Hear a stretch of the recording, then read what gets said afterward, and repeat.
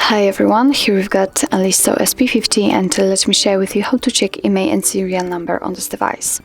So actually we've got two different ways to check those numbers. The first one is using a secret code and the second is using the settings. Of course, I'll show both options. So let's begin with the secret code. Let's tap on the dialer and enter the code, which is *#06#. And as you can see, by this code we are provided only with the IMEI numbers, so we cannot check the serial number using this code. So let me tap on OK and let me show you the second way to check them. So you will be able to also check IMEI and serial number. So let's enter the settings.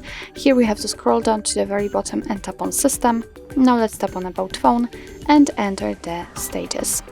And as you can see, right here we've got the serial number of this device. So here we've got a number which we haven't been able to reach using the secret code, and we can tap on IMEI information in order to open the IMEI info actually, so we can check both IMEI numbers for both SIM slots. So actually this is it. This is how to check IMEI and serial number in your LISTO SP50. Thank you so much for watching. I hope that this video was helpful, and if it was, please hit the subscribe button and leave the thumbs up.